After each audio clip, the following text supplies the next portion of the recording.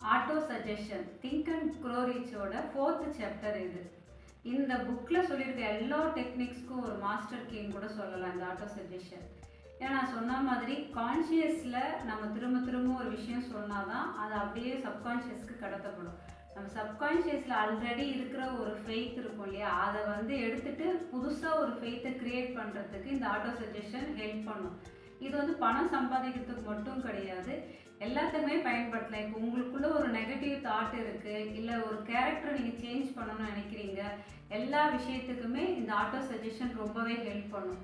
என்னன்னா இது ஒரு ஃபீலிங்கோட சொல்லணும், சொன்னாதான் அந்த சப்கான்ஷியஸில் அது நல்லாவே பதியும். ஆட்டோ சஜஷன் பாசிட்டிவான விஷயத்த கூட இல்லை, நெகட்டிவாக நீங்கள் திரும்ப திரும்ப சொல்லிகிட்டே இருந்தீங்கன்னா அதை கூட அவங்க கடத்தும். ஸோ பார்த்து வார்த்தைகளை பயன்படுத்தி நீங்கள் ஆட்டோ சஜஷனை பண்ணணும். இதுக்கு ஒரு 3 ஸ்டெப்பாக சொல்கிறார் ஆத்தர். ஃபஸ்ட்டு ஸ்டெப் என்ன சொல்கிறாங்கன்னா, ஒரு அமைதியான ஒரு இடத்த செலக்ட் பண்ணிக்க சொல்கிறாங்க. அந்த அமைதியான இடத்துல நீங்கள் கண்ணை மூடி என்ன நீங்கள் கோல் செட் பண்ணியிருக்கிறீங்களோ, இல்லை ஒரு அமௌண்ட் ஏதோ இந்த டேட்குள்ளே நீங்கள் வாங்கணும்னு செட் பண்ணியிருக்கீங்களா, ஸோ அது உங்களுக்கு கிடைச்ச மாதிரி ஃபீல் பண்ணணும். ஏற்கனவே சொன்ன மாதிரி ஃபீலிங் ரொம்ப முக்கியம்.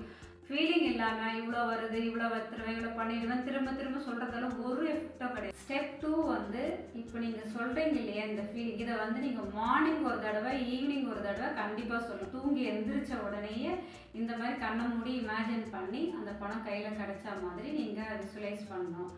அதுக்கப்புறம் நைட்டு தூங்க போகும்போது கண்டிப்பாக செய்யணும். ஸோ 2 தடவை மஸ்ட்டு. நடுவில் உங்களுக்கு எப்போல்லாம் டைம் கிடைக்குமோ அந்த நேரத்துக்கு இதை செஞ்சுக்கலாம்.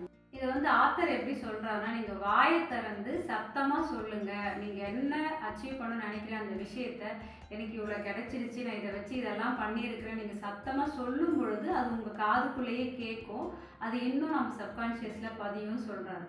இது நமக்கு நடக்க ஆரம்பிச்சிச்சுன்னு ஒரு இண்டிகேஷன் எப்படி தெரியும்னா, நீங்கள் ஃபஸ்ட் டைம் அந்த பணம் கையில் கிடைச்ச மாதிரி ஃபீல் பண்ணணும்னு சொன்னீங்க இல்லையா, அந்த ஃபீலிங் ஃபஸ்ட்டு வராது. ஆனால் திரும்ப திரும்ப பண்ணிக்கிட்டே இருக்கும்போது ஒரு ஸ்டேஜில் நிஜமாலுமே அதை நீங்கள் ஃபீல் பண்ணுவீங்க. அந்த பணம் உங்கள் கையில் இருக்கா மாதிரி அந்த சந்தோஷம் எல்லாமே உங்களால் இயல்பாக வந்துடும். அதுதான் உங்களுக்கு ஒரு இண்டிகேஷன்.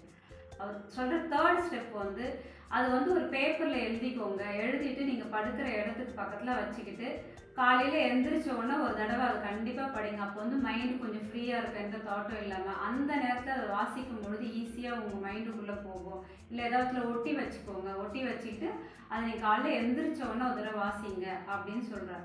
ஸோ இந்த ஆட்டோ சஜஷன் முக்கியமான விஷயம் ஃபீலிங்கோடு சொல்லணும்.